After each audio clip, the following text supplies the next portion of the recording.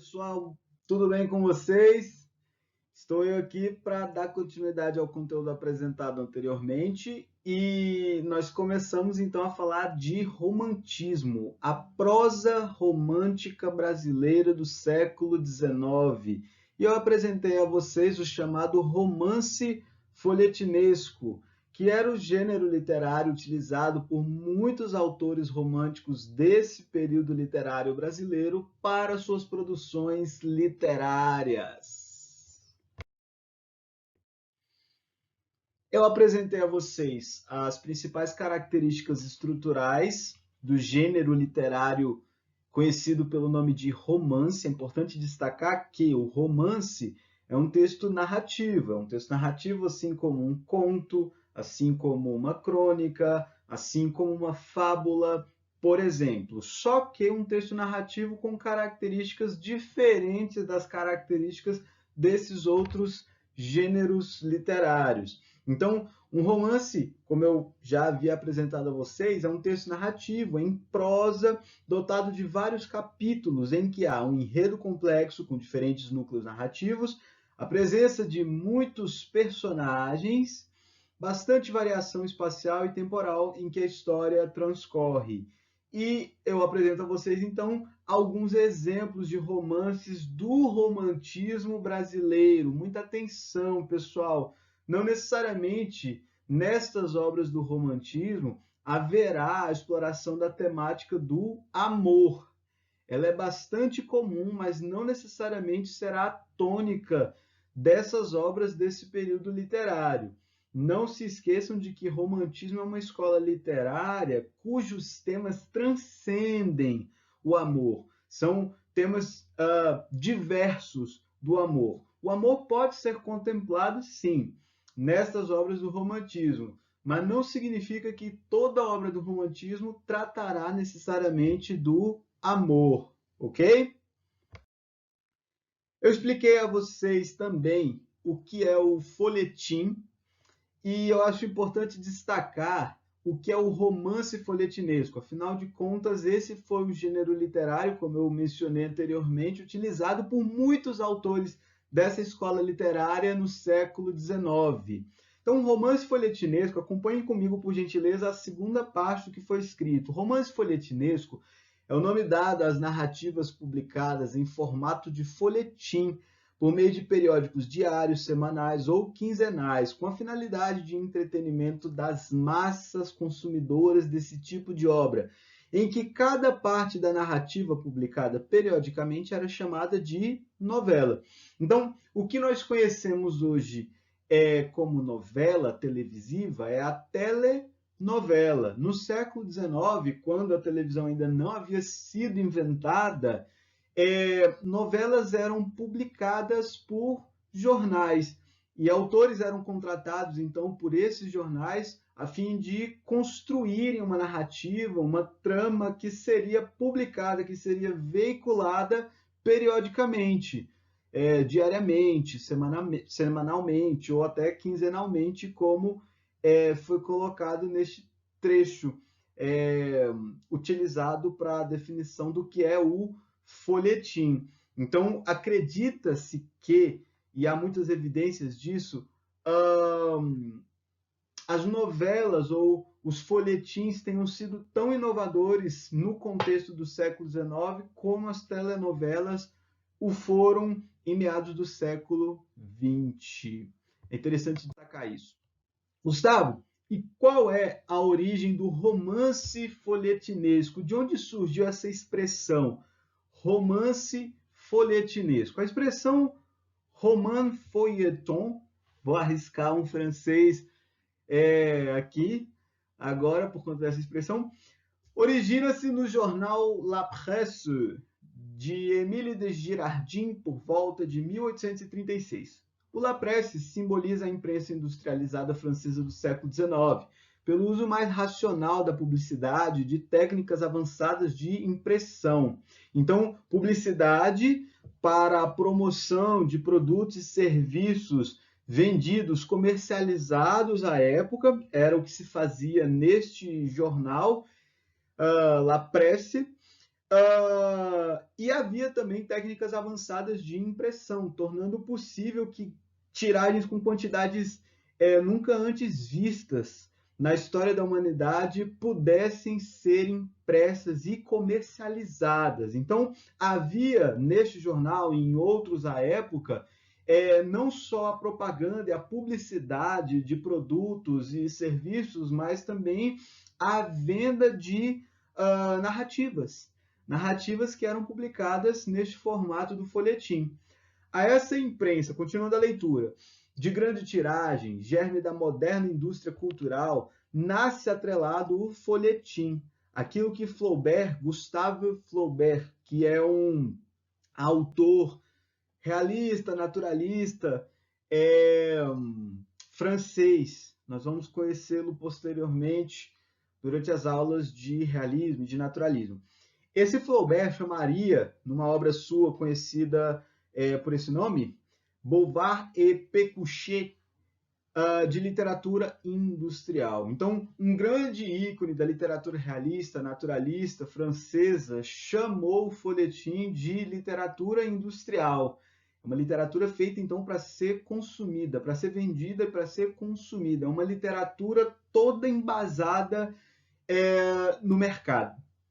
No mercado que surge a partir do século XIX, se torna robusto ao final do século XIX e início do século XX, principalmente na Europa. No Brasil, a indústria só se desenvolveria posteriormente. É importante destacar isso.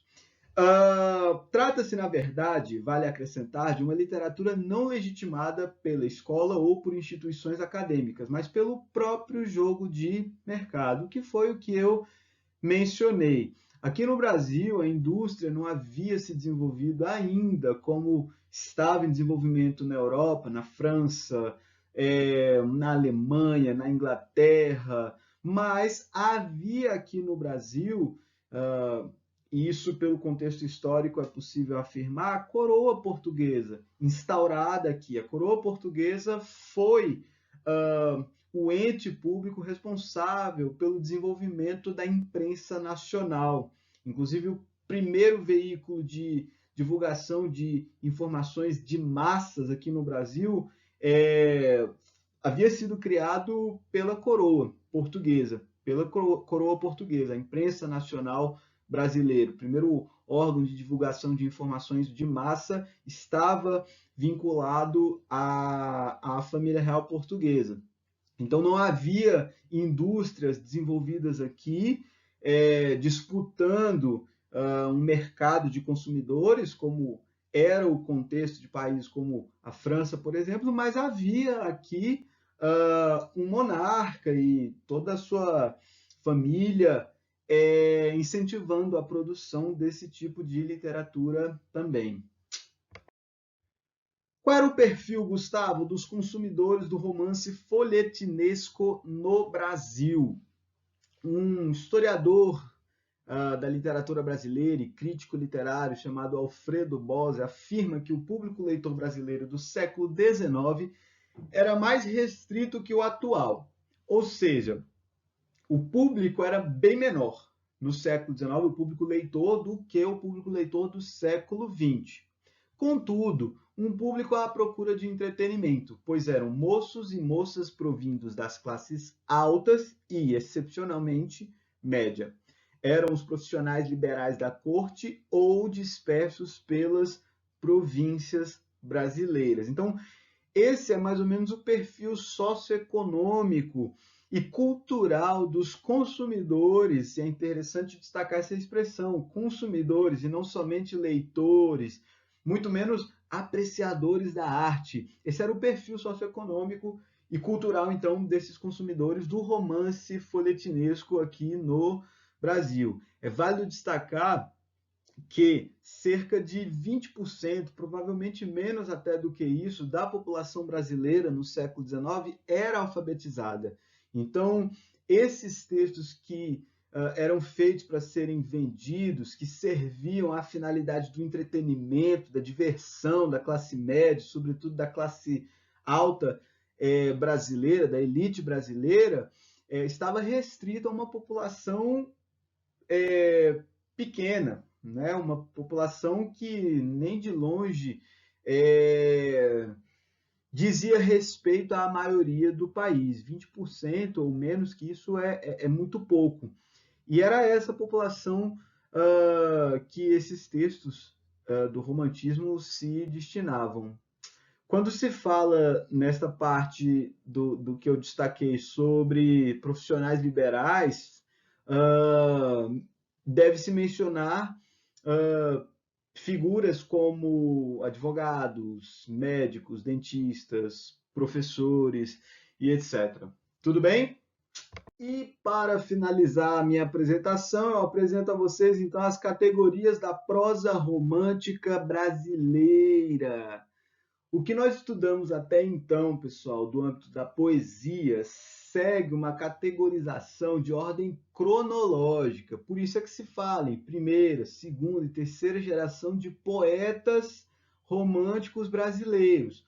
Porque cada uma dessas gerações sucedeu uma à outra num período de tempo. A categorização das obras da prosa romântica não segue essa lógica cronológica, segue uma lógica temática. Então, as obras da prosa romântica brasileira, que são, sobretudo, romances, quase todas essas obras apresentadas são romances, seguem um critério que é o temático. Então, será possível falar, por exemplo, da prosa indianista. Uma obra que representa essa categoria indianista é o Guarani, de José de Alencar.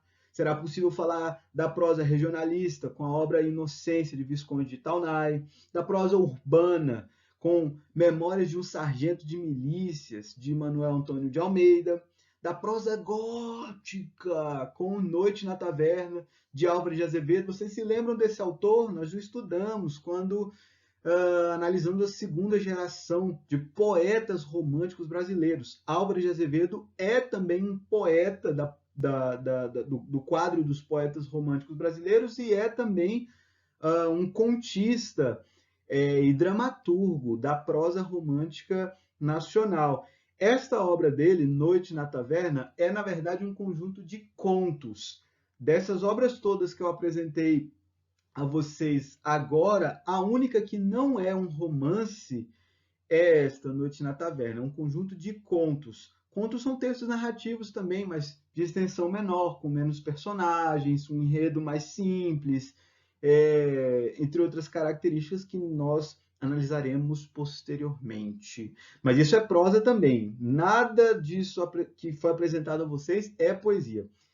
E seria possível, por último, falar também da prosa histórica, representada pela obra Úrsula, de Maria Firmina dos Reis. Essa obra também tem sido chamada de romance abolicionista. Então, pode-se falar de prosa histórica ou prosa abolicionista quando se estiver falando de Úrsula, pelo fato de, nesta obra, a escravidão e a condição das pessoas escravizadas serem assuntos contemplados.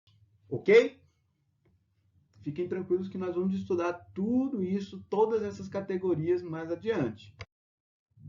Como tarefa de casa, eu vou pedir para que vocês respondam a essas 3 questões simples a respeito do que foi tratado tanto nesta aula quanto na live anterior. Questão 1. Quais são os principais elementos estruturais do gênero literário romance? Atenção, pessoal, gênero literário. Romance não significa necessariamente história de amor. Então, eu quero saber das estruturas desse gênero literário, e que é também um gênero textual. Cite ao longo de sua resposta um romance que você já tenha lido ou um romance conhecido popularmente. Gustavo, eu nunca li um romance. Então, pense num romance conhecido popularmente e fale a respeito dele. Cite-o ao longo de sua resposta. Questão 2. Por que as novelas publicadas no contexto do romantismo brasileiro eram chamadas de folhetins? Falamos disso. Por que elas eram chamadas de folhetins? Novelas, folhetins. Por quê? 3. Explicite quais são as principais categorias da prosa romântica brasileira e que critério é usado para essa categorização. Acabei de falar disso. Quaisquer dúvidas que houver, não hesitem em perguntar, mandem-me um e-mail ou façam questionamentos durante a próxima live que nós tivermos. Muito obrigado pela atenção de vocês e até a próxima. Beijos!